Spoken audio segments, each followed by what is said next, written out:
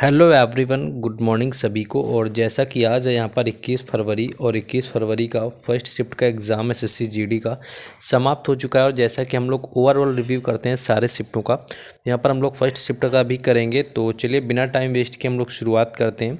और जैसा कि आपको पता है कि मैं सभी शिफ्टों के क्वेश्चन आपको टेलीग्राम चैनल और व्हाट्सएप चैनल दोनों पर प्रोवाइड करा देता हूँ, क्योंकि मैं सारे शिफ्टों की वीडियो नहीं बना पा रहा हूँ इस टाइम। तो वहाँ से जाकर के सभी को जुड़ जाना है, क्योंकि सारे शिफ्टों के क्वेश्चन आपको वहाँ पर मिल जाते हैं और उनके जो लिंक हैं वो मैंने डिस्क्रिप्शन में दे रखे हैं। तो चलिए शुरुआत करते हैं बिना टाइम वेस्ट किए कि आज के शिफ्ट में जो है कौन कौन से क्वेश्चन यहाँ पर आपके पूछे गए थे।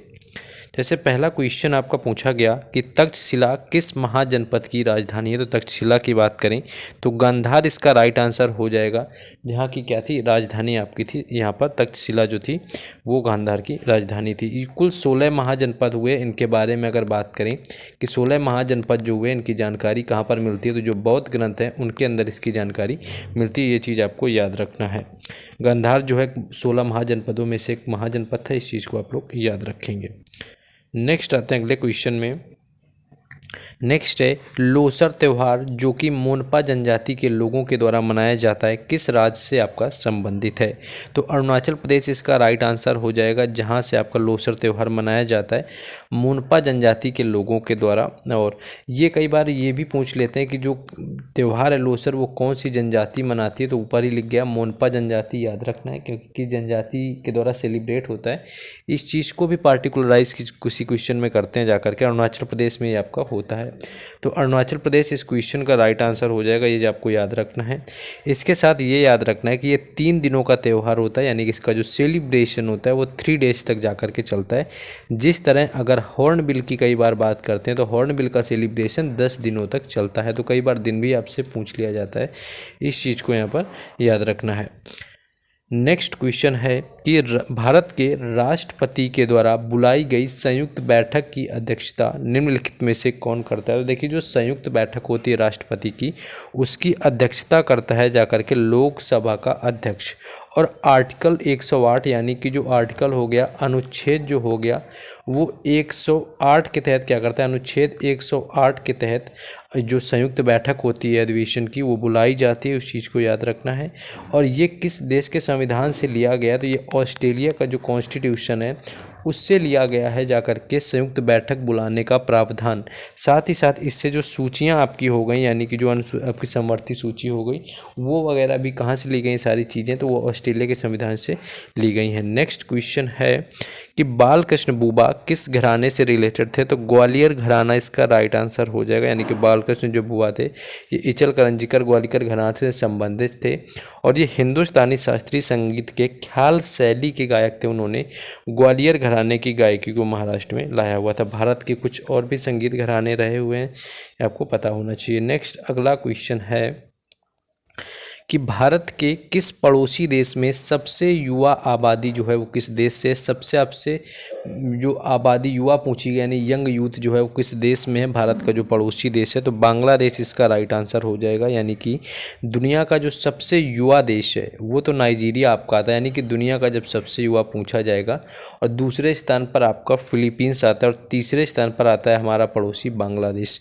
तो ये पूछा था कि भारत का कौन सा पड़ोसी देश है, तो भारत का पड़ोसी देश बांग्ला ही है, जिसमें सबसे ज़्यादा क्या है युवा देश आपका मानते हैं। लेकिन ये तीसरे नंबर पर आता है जब वर्ल्ड की बात करते हैं, क्योंकि सबसे ज़्यादा युवा लोग नाइजीरिया में हैं और दूसरे स्थान पर कौन सा है, फिलीपींस आपका आता है। इस चीज़ को याद रखेंगे।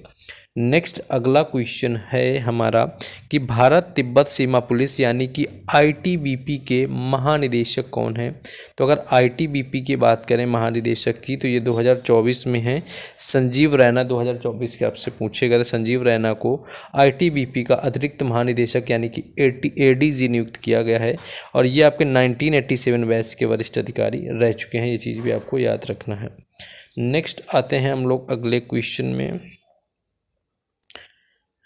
नेक्स्ट क्वेश्चन आपका पूछा गया है, फेमस क्वेश्चन है, PYQ का भी आता है कई शिफ्टों में, कि सिग्मोत्सव अनिवार्य रूप से जनता का त्यौहार है जो कि फाल्गुन पूर्णिमा के दिन मनाया जाता है।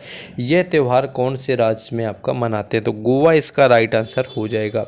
देखिए, सिग्मो से एक चीज़ ये भी याद रखना है कि इसको गोवा में तो मनाते हैं, लेकिन इसको हिंदी के फाल्गुन महीने में मनाते हैं, जो कि आपका फरवरी और मार्च के टाइम पर आता है, ये भी पूछ लेते हैं। तो सिग्मोत्सव गोवा के आदिवासी समुदाय के द्वारा धान की समृद्ध सुनहरी फसल का जो होता है उत्सव होता है। कुणबी हो गया, गवड़ा और वोलिप सहित कृषि समुदाय जो होते हैं इस कृषि त्यौहार को मनाते हैं, जो कि वसंत की शुरुआत का भी प्रतीक है। और आप सभी को पता होगा कि वसंत जो होता है उसकी शुरुआत जो होती है वो फरवरी से ही आपकी हो जाती है। नेक्स्ट क्वेश्चन अगला है कि हाल में ही प्रधानमंत्री मोदी ने कहां पर 141वें अंतर्राष्ट्रीय समिति सत्र का उद्घाटन किया हुआ है? तो 141वें अंतर्राष्ट्रीय समिति सत्र के उद्घाटन की बात करें तो ये किया हुआ है जाकर के मुंबई में। तो मुंबई में इसका समिति सत्र का उद्घाटन किया हुआ है जाकर के प्रधानमंत्री मोदी ने 141वें। तो इस चीज़ को भी याद रखना है। कुछ और भी क्वेश्चन यहाँ पर मिले जिनके बारे में मैं आपको दिखा दूँ कुछ अलग से, जैसे है ये आपका 40 वर्षों तक आयोजित किया जाता रहा, इस चीज़ को याद रखना है। और एक क्वेश्चन है आपका ये पूछा गया कि निम्नलिखित में से कौन सा अधिकार है जो मौलिक अधिकार नहीं है? तो संपत्ति का अधिकार है, इसको मौलिक अधिकार की श्रेणियों से हटा दिया गया, ये क्वेश्चन आपका पूछा गया है। और ये भाग 3 आपके मौलिक अधिकारों से संबंधित था, लेकिन अभी वर्तमान में इसको कानूनी अधिकार के अंतर्गत रख दिया गया। और अलग कब किया गया? तो ये 1978 में अलग किया गया, जब 44वां संविधान संशोधन लागू हुआ था, उसके टाइम पर इसको अलग किया गया था। तो ये चीज़ भी यहाँ पर पूछ लेते हैं। ठीक है, नेक्स्ट क्वेश्चन में हम लोग आते हैं। हाँ, कुछ क्वेश्चन और बाद में यहाँ पर मिले, जैसे कि आपसे ये होंगशू पूछा गया था कि होंगशू उत्सव कौन से राज्य में मनाया जाता है? ओलंपिक खेल 2024 का उद्घाटन में पीएम मोदी ने किस शहर में किया हुआ था? ऐसा ओलंपिक करके आया हुआ था। देखिए, ओलंपिक खेल तो आपको पता ही है 2024 के कहाँ हुए। तो एग्जैक्ट देखिए, जिनका एग्ज़ाम था वो लोग क्वेश्चन और मैक्सिमम बताने की कोशिश करेंगे। जैसे पंजाब यूनिवर्सिटी से आपका था कि खेलो इंडिया में कितने पदक इन्होंने जीते हुए थे? भारत का कौन सा पड़ोसी देश की ज़्यादातर जनसंख्या युवा है? ये तो मैंने आपको करवा ही दिया है। तो ये कुछ क्वेश्चन जो बाद में मिले हुए, जैसे कि BC फर्स्ट शताब्दी में कौन उत्तर पश्चिम में आए हुए थे, जाकर के बसे हुए थे, ऐसा क्वेश्चन था। और डोमर सिंह कुंवर कहाँ के हैं, ये आपसे पूछा गया है। और सागा त्यौहार किस चीज़ से संबंधित है? सागा त्यौहार के भी बारे में पूछा गया है। भारत का कौन सा पंचवार्षिक योजना जो है PM के 20 सूत्री कार्यकालीन थी, ये पूछा गया है। और भारत को तीसरे पंचवर्षीय योजना के दौरान किसका सबसे बड़ा परिणाम भुगतना पड़ा था? ये आपका जो इंडो पाक वार असफल वाला मैंने बताया हुआ है। और एक आपका यही था बाल कृष्णा, जो आपका जो आपका यहाँ पर कर्णिजिकर जो गायक थे, जिनका घराना पूछा हुआ था ग्वालियर वाला। तो इसमें कुछ नए क्वेश्चन भी हैं, उनको हम लोग अभी जैसे सारे क्वेश्चन मिलेंगे टेलीग्राम चैनल पर अपलोड कर देंगे, व्हाट्सएप चैनल पर भी डाल देंगे। तो उनके लिंक डिस्क्रिप्शन में दिए गए हैं, तो वहाँ से जाकर के सभी को जुड़ जाना है। सारे क्वेश्चन मिल ही जाते हैं आप लोगों को। बाकी वीडियो को शेयर कर दें अपने फ्रेंड्स के साथ में, वीडियो को लाइक कर दें, चैनल को जरूर सब्सक्राइब कर लें। बाकी हम लोग मिलते हैं नेक्स्ट वीडियो में। जय हिंद।